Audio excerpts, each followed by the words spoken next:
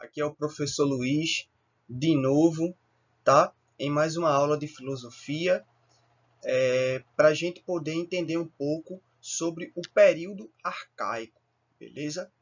A gente estudou o período do pensamento mítico, né? Em todas as outras aulas que teve, tanto aqui do canal da escola, como o primeiro episódio do Filocast, as atividades que já vimos fazendo desde o final de março, tá?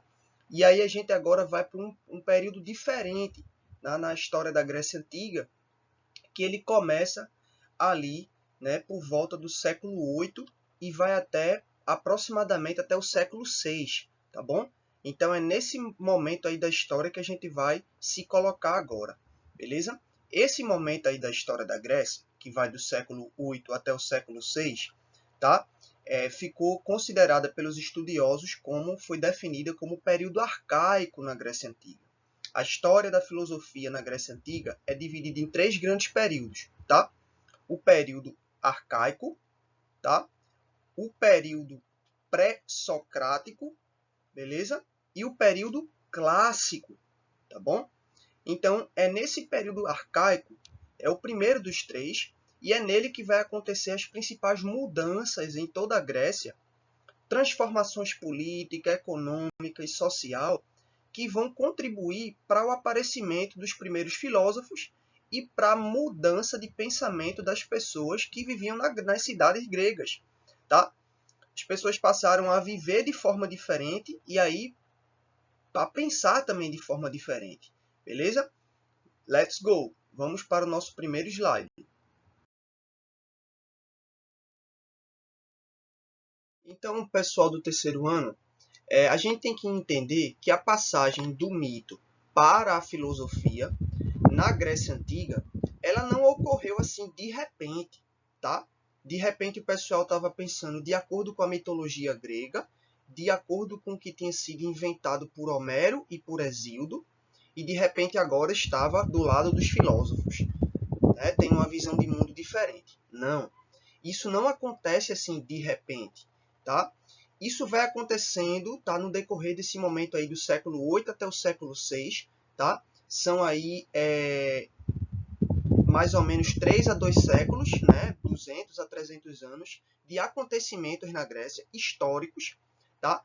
Tanto na área política como no cunho social, tá? Como no aspecto econômico, que vão fazer com que a Grécia ela se transforme, tá? Ela vai mudando.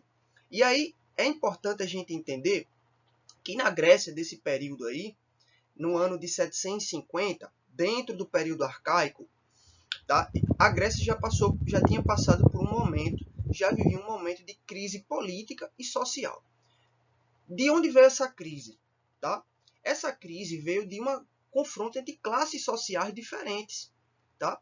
Por toda essa região da Grécia, e aí eu vou começar a marcar aqui, tá? No mapa, então de olho aqui no desenho, por toda essa região aqui, ó, da Grécia, tá? Desde, né, a Macedônia, aqui em cima ao norte, até a Ásia Menor, tá? A leste, a gente tinha várias cidades, várias regiões, tá? Que eram dominadas pela aristocracia rural, que era um grupo, né, uma classe social que detinha o quê? O poder político e econômico, né, em toda a Grécia. Tá? Quem eram os aristocratas? Os aristocratas, eles eram proprietários de terras, eles eram o quê? Líderes militares que tinham se destacado em várias guerras, tá? Contra outros povos de outros locais da Europa. Então, eram pessoas de prestígio, tá? Social, mas o poder delas, né, vinha justamente e principalmente do controle sobre as terras, tá? Terra nesse período aí da antiguidade era sinônimo de riqueza, tá? Quem tivesse mais terras era mais considerado e era mais bem visto nas sociedades, tá? E aí, aristocrata ou aristocracia é uma palavra que a gente vai sempre rever ela em muitas questões de vestibular, quando a gente vai estudar Grécia ou na filosofia antiga, e também durante a história da Grécia. E aí, aristocracia significa, significa, traduzindo do português para o grego arcaico, tá? O melhor, ou os melhores, vem da palavra aristói, tá? Em grego. E cracia vem de kratos, né? Que é poder, comando. Então, aristocracia é o governo dos melhores. Então, segundo a aristocracia, é um modelo de governo onde as pessoas que são consideradas melhor, elas vão liderar, elas vão ter um cargo político de importância e vão passar a governar o povo e governar a sociedade, tá?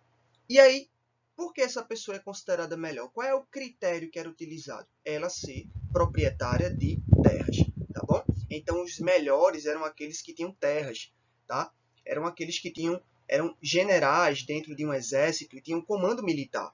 Então, eram essas pessoas que eram governadas, tá? Então, as leis eram sempre criadas em benefício desse grupo social, dessa classe. Mas, do outro lado, a gente tem os setores populares.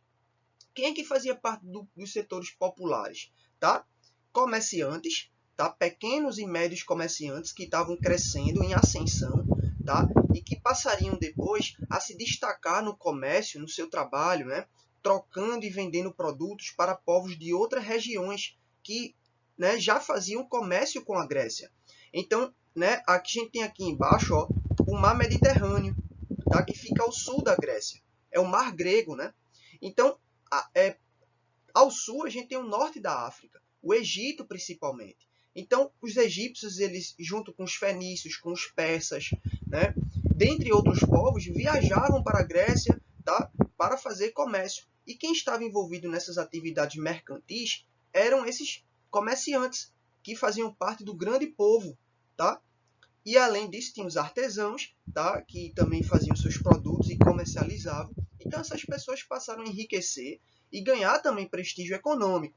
Tá? E com o dinheiro e com o prestígio econômico, passaram também a querer reivindicar direitos dentro da Grécia.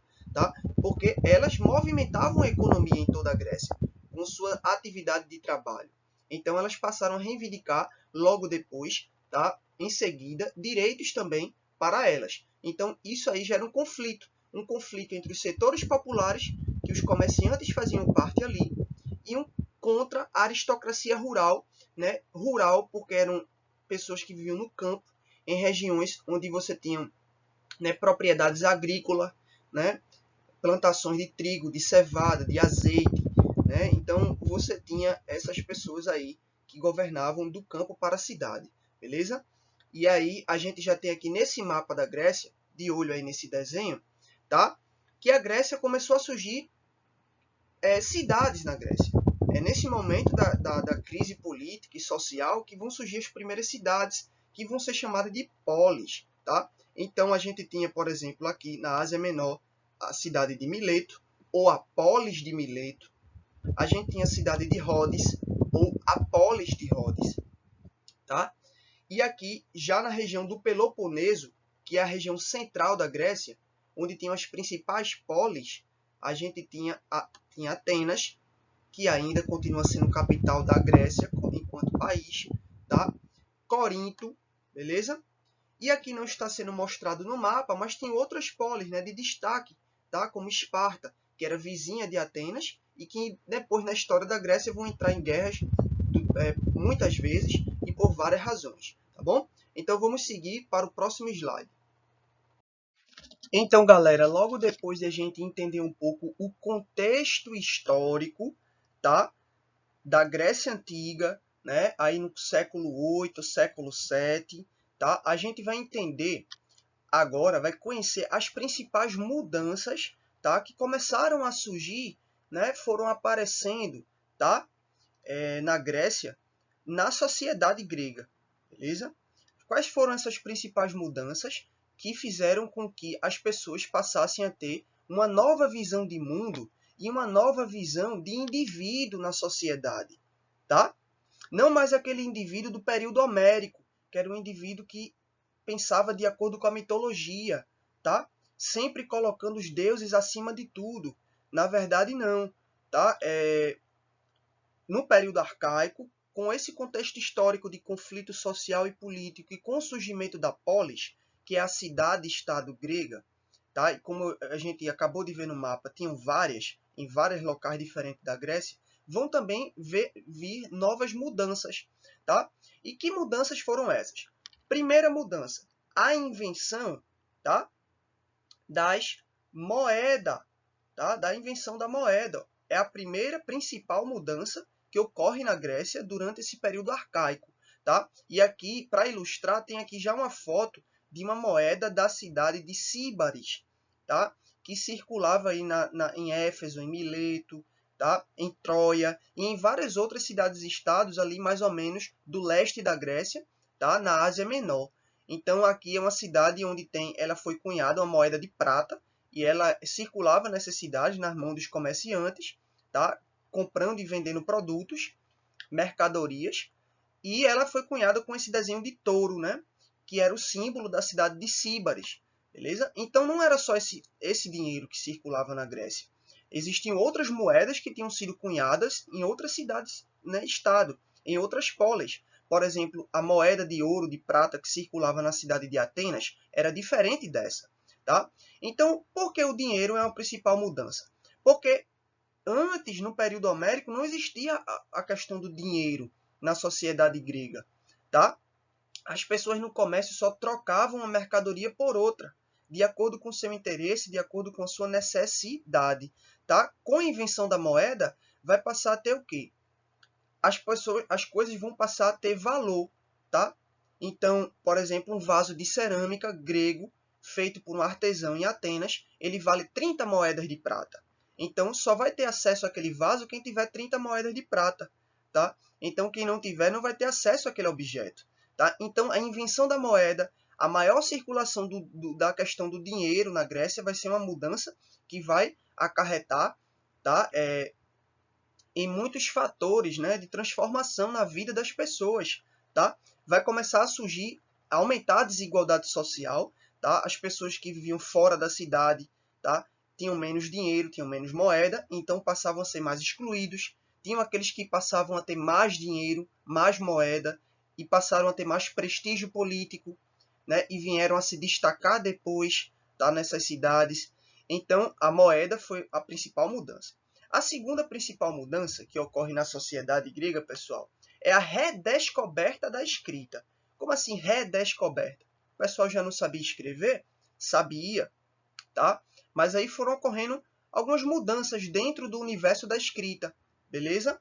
As pessoas passaram a desenvolver novas palavras, um novo alfabeto passou a surgir.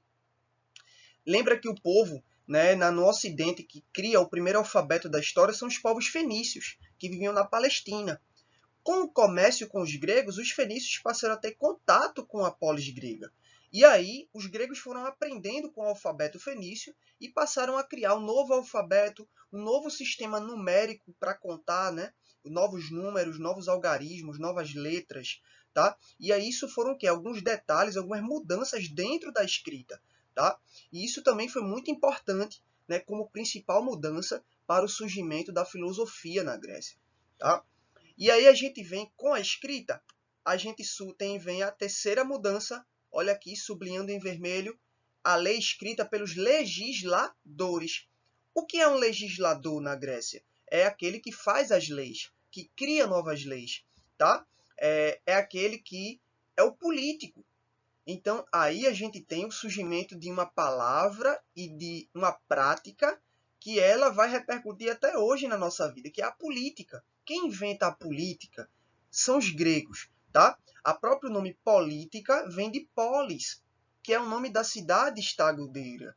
E política significa, traduzindo o significado do nome, né, substantivo política, é o que? Significa o olhar sobre a cidade. Né? Polis, o olhar, né?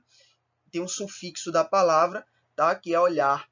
Então, olhar sobre a cidade, sobre os problemas que tem na cidade e passar a pensar sobre como resolver esses problemas. Abastecimento de água, moradia, educação, saúde. Então, os gregos passaram a entender que a política, tá? Ela é muito importante para o desenvolvimento da vida social. Beleza? Não é à toa que Aristóteles, bem depois do período arcaico, já no período clássico, ele vai dizer que o homem ele é um animal político, por natureza. Ele vai dizer que o homem, por natureza, ele tem a essência política.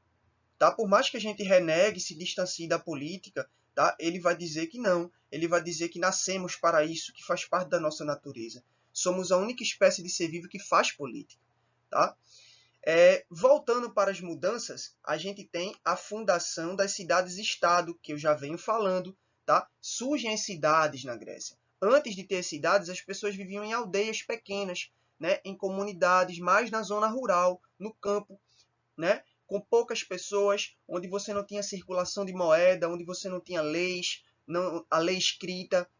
Então, na polis, você vai ter o quê? Vai ter uma cidade, né? Atenas, Esparta, Corinto, Éfeso, Mileto. E é nessa polis que vão aparecer o quê? Os primeiros filósofos, tá? Os primeiros filósofos. Junto com o político também nasce o filósofo, por outro lado, tá? Que é aquele que vai pensar o mundo e as coisas e as mudanças que estavam ocorrendo na sociedade grega, tá bom? Então, vão surgir nessas principais polis os principais nomes que passaram a ficar conhecidos na tradição filosófica, né? Como o Tales de Mileto, né? Como Heráclito de Éfeso, tá? E aí a gente vai conhecer cada um desses caras nas próximas aulas, tá bom? Próximo slide para a gente continuar. E aí, pessoal, a gente vai conhecer um cara que ele é um historiador e um filósofo também, especialista, tá? Em Grécia Antiga. Ele é considerado um helenista, né? Que é um cara que ele conhece mais da história ali do período heleno na Grécia Antiga, tá? Durante o Império Macedônico, quando o Império Macedônico de Alexandre o Grande vai dominar toda essa região ali da Grécia que vocês viram no mapa no começo do vídeo. Beleza? O nome desse cara é um francês, tá? Chamado Jean-Pierre Vernant, tá? Jean-Pierre Vernant, o nome dele, que é esse que está aí na foto. E aí, no livro que ele escreve sobre a Grécia Antiga e sobre o surgimento da filosofia na Grécia, ele vai dizer que a filosofia é a filha da cidade. A cidade vem primeiro que a filosofia, a política e a cidadania vêm primeiro que a filosofia na história. A filosofia, ela surge depois. E ele vai apresentar vários argumentos porque ele defende essa tese. E aí tem nas palavras do próprio Vernant, os que compõem a cidade, tá? Acompanhem aqui o texto, por mais diferentes que sejam por sua origem, sua classe, tá? Sua função, aparecem de uma certa maneira semelhantes uns aos outros. Esta semelhança cria a unidade da polis. Então, qual é a diferença da polis, que é a cidade que surge no período arcaico, para as aldeias, né, as comunidades que já viviam as pessoas juntas, aglomeradas? A cidade não é só questão de tamanho, de território, tá? Porque tinha mais prédios, porque passaram a ter mais pessoas vivendo ali. Não. Era questão da noção de cidadania que passa a surgir com o nome cidade, tá? Na cidade, na polis grega, diferente de outros locais, ele diz que as pessoas passam a ser iguais perante a lei, tá?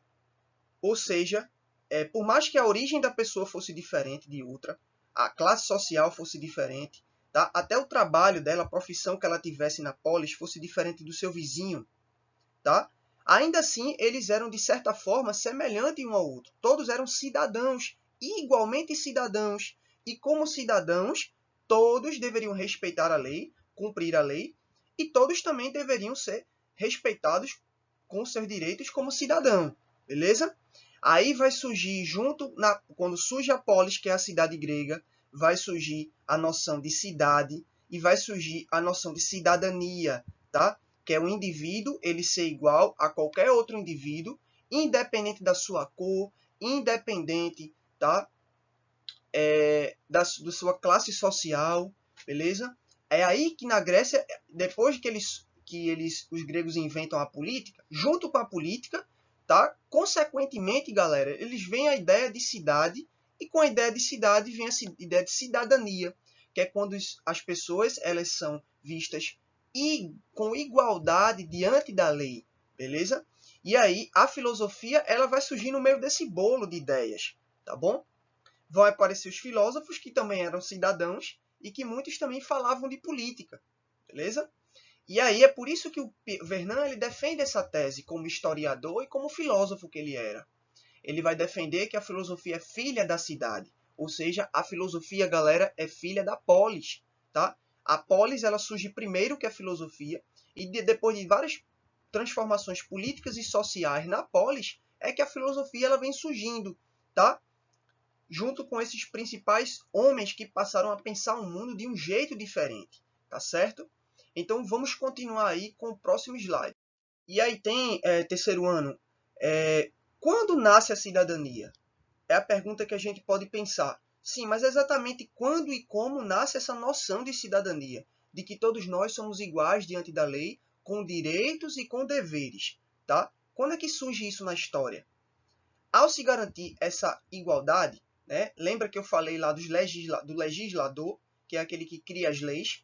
Esses homens que eram políticos vão passar a criar leis, né, onde cada pessoa fosse igual, né, diante de um direito ou diante de um dever. Tá?